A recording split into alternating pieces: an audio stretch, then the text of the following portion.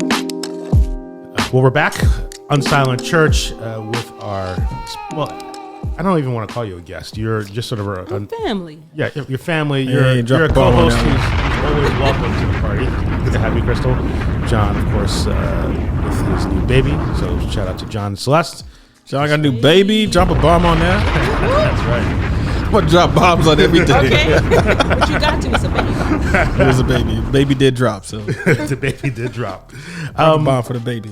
So yeah, well, our topic for today is a concept called third wayism. And so I'll admit this is sort of a way of talking about political engagement that is very much within Christian circles. But I think this will open up just thinking about how do Christians engage with politics in general. Why we always got to call it something like that? Why we got to call it an ism? Why we can't just talk? Right. Let's talk about third wayism. It's like, Well, what are y'all talking about?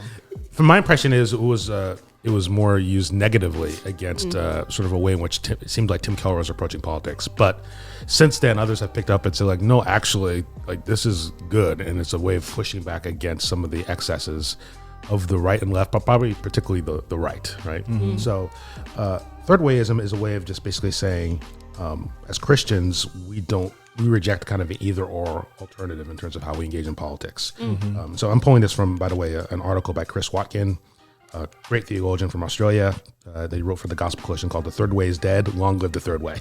What? So he gets into it, what he means by that. And so basically it's that the biblical approach isn't sort of one way versus another way.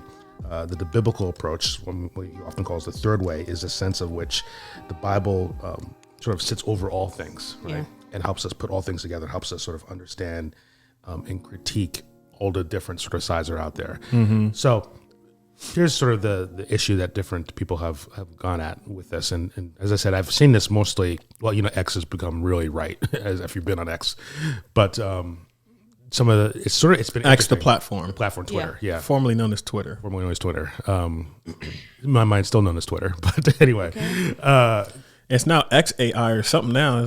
So what's interesting is in the wake of Keller passing, there's been, and this is probably not surprising to you, seeing the way in which the sort of the far right perspective of Christianity has kind of captured a lot of public attention. Mm-hmm.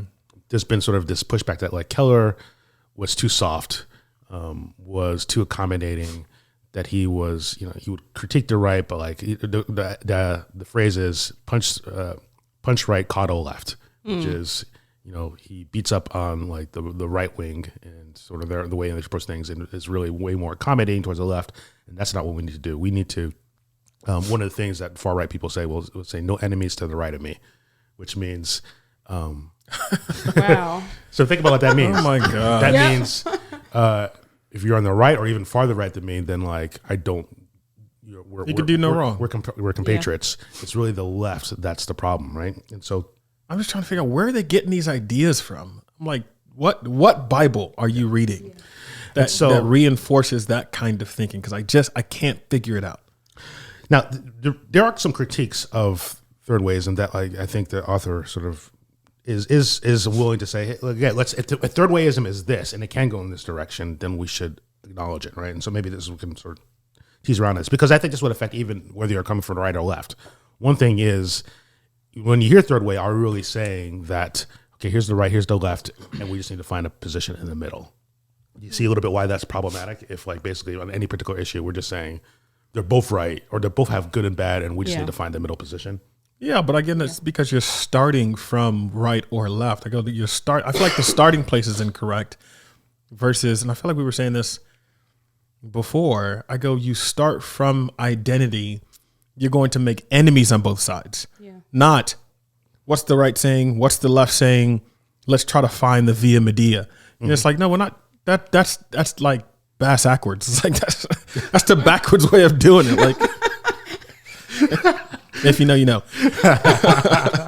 I'm just like, that's the opposite way of doing it versus saying, no, like, if we have the mind of Christ and there's a way of looking at all these issues case by case and saying, no, the road is straight and narrow. And if you're going to walk that line down the road, like, again, it's common that you'll find enemies on both sides because they've split the issues on both sides. Mm-hmm. Right. But the idea of saying, like, I find no enemies to the right of me or whatever that I'm just like, I don't know what Bible you're seeing from that. Like, I don't know what Bible you're going to support that kind of thinking with, because again, when you look at Jesus's behavior, Yeah. it does look like he has a strong right hook. Yeah. Yeah. That's what I'm just saying.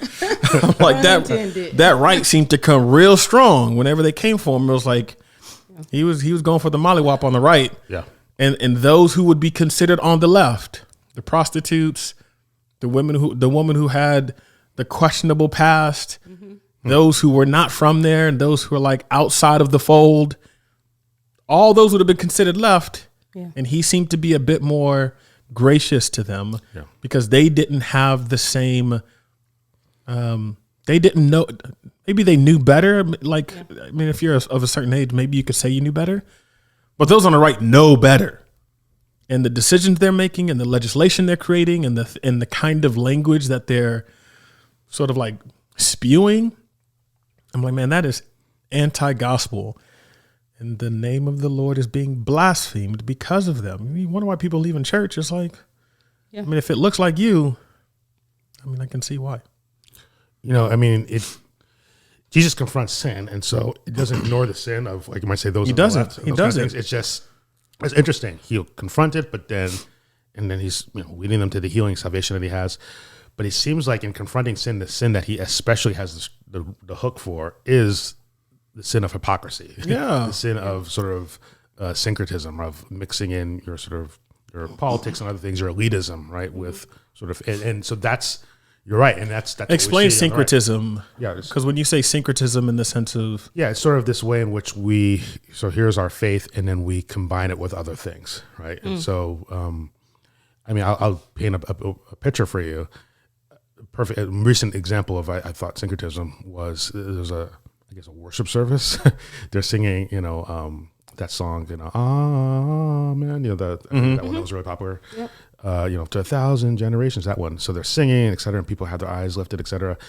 And meanwhile, on stage, this woman is painting while they're singing, and she's really into it and has her hands lifted up, et cetera. And by the end of the painting, you realize that she's painting a picture of Trump. And he's looking at like the crosses, right? And she's just, her eyes are just like, and people are crying, et cetera. And when I think of syncretism, at least a recent example, like that's that, right? This sort of combination of worship and really this sort of implication that like Trump is a kind of like pseudo Messiah for us. And I won't overstate the case. I don't think, if I ask some people, do you think Trump is Jesus? I don't think they would say yes, but I think they would say, but he is the messenger of Jesus. He's like almost he is Messiah-like, right? He's like a David for us. Messiah light. Yeah. That's right. So that's what we mean by that. That's interesting. But you did say something though. I don't think you meant this, but one of the things though I do think we're saying here is, I think third wayism, if you sort of define this as the sense in which the Bible is sort of the ultimate story, and it's not one way or another way. It sort of helps us understand all the different ways, and in understanding that though, I think sometimes some issues, it's not just like, okay, they get this wrong and they get this wrong. No, some issues like, no, this side gets it entirely wrong, right? And we should be more on this side. And this side gets it entirely wrong, should be on this side. Sometimes, like you might say, I think that's actually what third wayism should be in his way. If we're just going a biblical way of approaching politics, helps us essentially, and then this is what I think I agree with you. We have enemies on all sides depending on the issue. You'll end up making enemies on both sides. Like you're gonna find, if they're going to say, if you care about justice, you're a lefty, right? If you care about life, you're a righty. Right. It's just like that's not one. It's not an a priori truth, right? It's just the way they and their sort of psychological, philosophical constructs have just determined this is what these things mean. But if you come from a different sort of transcendent point of view, if you're like, oh, my citizenship, my identity is not from this one country. Yeah. And you're seeing things from a different point of view, and you say, no, I have this perspective on life. I have this perspective on immigration. I have this perspective when it comes to relationships or sexuality or whatever it is. Yeah. It's like, you're going to have those conversations case by case, right? And those aren't again, I think the worst place to have it is, in a forum where you can't look someone in the eye and, actually share or break bread or do anything of that sort, or from some stage where it just feels like you're talking at a bunch of people. Mm-hmm. But again, when you hold those kind of views, or you're just coming from a perspective that isn't as polarizing as, our current culture has made it, again, you're going to get into discussions where you're going to have disagreements on both sides. Yeah. Right. And for the people that are extreme on both sides, you're likely to make enemies on both sides too. Yeah.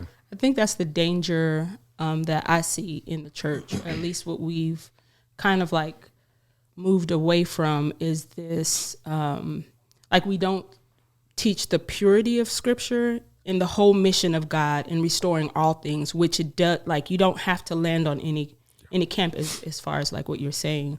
But I think we've stopped talking about shalom. We stopped talking about like God's restoration of all things. Mm-hmm. It's not about one particular country, but where do you fall on those issues? And I think that is, we have a whole bunch of people who then pledge allegiance to a country, pledge allegiance to these set of rules, rather than like clinging to the truth of Scripture and what we're supposed to be actually as people of God in the earth, and how we're supposed to act.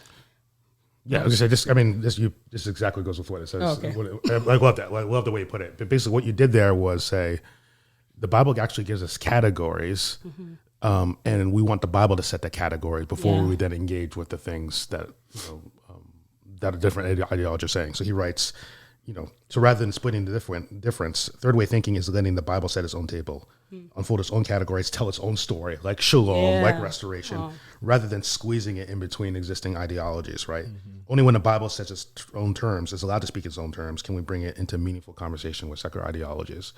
And so I think that's a big thing for me is, sure, we can talk about the specific issue, but let's work our way back and say, what's the value that we have to hold if we're Christians? And so, like you listed some of them, like we should believe in the biblical story that speaks to restoration of all things. We should believe, a big one for me when we're thinking anything related to human beings, is that we're made in the image of God, and we're supposed to treat each other accordingly. That does guide what we do, what we don't do. How we, even if someone sins as someone who's a human being, they're still an image bearer. So we don't treat them as like an animal. Yeah, right? Dignity doesn't fall just because you've done something, if you illegal or you've committed a crime. I go, again, like you're saying, you're still human. You still, you still have value. Like the worst thing that I've seen, like from official government accounts, is like, again, it's not the conversation about like, no, whatever, but I'm just like, the fact that we're turning it into sport and like we're parading this idea, like, to put that kind of tone, like that's the issue. You're putting that kind of tone to say, like, specifically, you're alluding to like some of the deportations and the cartoons and the music videos they're doing from official accounts. Like, this isn't sport where you're waving like nah, hey, goodbye. It's like, what in someone's brain would look at that and say, man, that's great. They're doing God's work. Like, what that sort of like inhumanity. I was like, again. Yeah. And if they've committed crimes and all those things, sure. If that's the punishment, sure. But that's not the tone. No. Absolutely. That's not the way that's not the way you treat people. Yeah. Showing them lined up in chains, bagged up, whatever. It's arrogant. And then singing this thing like, oh, yeah, we just beat our opponents. I'm just like, again, even if it's net positive, right? People have committed crimes. We're sending them back to their country. Even if that were the case, which I'm not saying it is, right? I'm not getting into that discussion. I'm saying the mere treatment of real people, and the fact that they just get labeled, and then it's, well, we could do whatever we want. We can turn it into circus. We could turn it into whatever, and that's the official statement from government accounts. I'm just like, that's. I think and I think what's so alarming about that is we profess to be like this Christian nation. And then when I think about it, it's interesting because I was reading Obadiah, which I know you guys know. And I was reading the story and I didn't realize like they weren't technically the children of Israel. They're descendants but they were being judged by their arrogance and them judging the children of Israel being captive. And it was like God take like you're not supposed to be arrogant in that way. Where God opposes the proud. Absolutely. But even that, like, you know, like you're saying, like that, hey, goodbye, like this posture of like, yeah, we're getting rid of haughtiness, we're getting rid of you, and we're just taking this.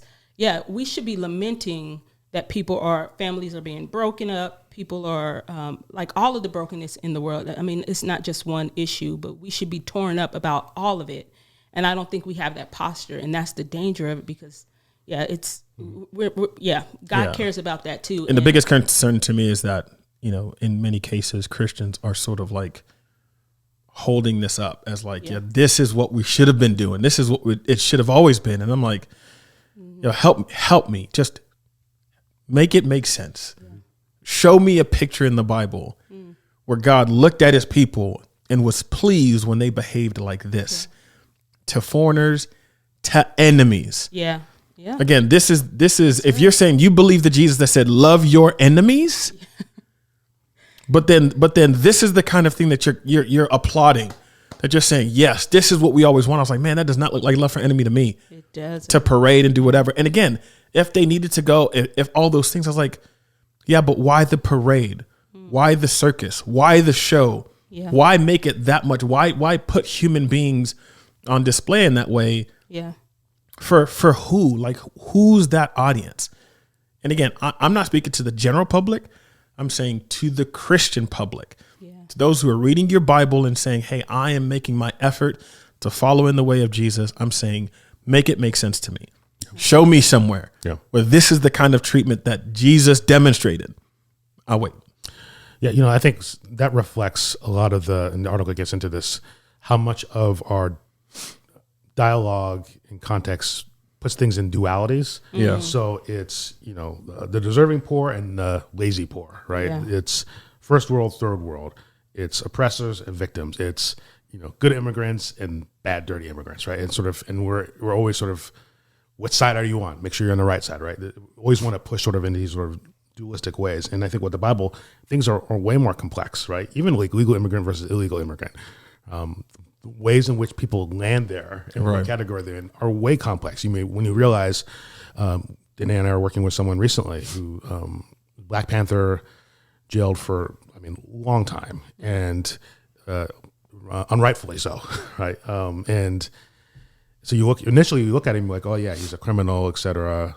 But then when you read his story, you realize, oh, actually, like he was mistreated and unhandled. So where do you put him, right? Our world wants to put him like, no, he's a criminal. And others might put him like, oh, he's totally innocent. No, he went through a lot of things while he was in prison. He's a lot of different things. How do we hold all that together? That's what the Bible does. And so you think about, for example, John 1:4 says God is full of grace and truth, right? So he's not half justice, half grace, right? Yeah. He's all of it, right? The Bible allows us to sort of show justice and grace at the same time in all its fullness, as opposed to saying like, no, which one are we going to pick for this immigrant or this poor person or this woman or whoever it might be? Yeah. A lot of our sort of dialogue, and this is where, I think right or left, the right is more ascendant right now, so I'm a little more critical of the right, but there's examples of this in the left as well. They sort of want to put you in one of those categories and want us to sort of flow along in those ways. What the Bible, I think, does, and another thing to say here is third wayism isn't about like sort of floating above it all, right? And we're just sort of giving these general values. No, we start with these values that allow us to have a way more complex and nuanced way of approaching these things, so that we eventually get down to some real issues and some real conversations. And I would say, I sort of think if we do it that way, we do actually end up closer to the same place on some of these things than we might realize. Or we may be different, but the difference becomes more about, okay, we're going to hold each other accountable to holding to where we first started. Right. I just think it feels more basic. So when Paul is talking to the Corinthians, and they've got all these divisions, right? Very similar to what we're looking at now, except this is people in the Corinthian church, and the language of you're acting merely human, and the lack of depth that they could demonstrate in solving their problems. And we look at what happens now, things are polarizing and binary. You're either this or you're that. And again, to your point, Vermo, to think, what is it we actually want? What is it we actually value. And I don't know if people are being honest about that. They're too busy trying to protect their position, which I think has some tie to their status. Yeah. It's like, no, I need to protect, my position on this issue, because if I don't, or if I'm seen as too soft on this or too soft on that, then I might get associated with the other, right? And as opposed to actually trying to demonstrate the kind of behavior and the sort of presence that Christians are supposed to have in all these domains. Like when you think through like the basic way in which it's like, oh, are you an illegal immigrant? Or are you this kind of immigrant? Are you this or are you that? It's like, man, that's really basic versus, and it always happens when somebody comes in with a degree of depth to say, oh, we can look at the truth and speak intelligibly and definitively about it and authoritatively about it, while also demonstrating grace in the way that we handle a particular issue. Like we can see the nuance. And when someone comes in with the apt for nuance, they seem to be genius, right? When in reality, that's every Christian position. Every Christian who's supposed to have the mind of God, the mind of Christ, is supposed to be able to have that kind of nuance. Think through these complex issues. It's not just, pro-life or pro-choice. It's like, no, it's not that binary, right? Talk to women about these issues. I was at the gym this morning and got to a conversation about that. I was like, these conversations are way more complex. They have way more layers. But again, as Christians, I'm not talking to the general public. For Christians, we've fallen into these basic ideas of this or that with no sense of depth, no sense of layer. And I would say to Paul, it's like, why are we acting so merely human? When one day we're supposed to have the capacity to judge angels. And I don't think people believe that. And I think that's why we behave the way we do now. And we're just thinking like, oh yeah, we've been sent to light Messiah because we've just been we've been in the dark ages for so long. We should have been the bullies in the world. And I'm like, hold on. Where in the Bible do you see that? Yeah. Like, when was Jesus a bully? Somebody help me. Somebody help me. Yeah. No.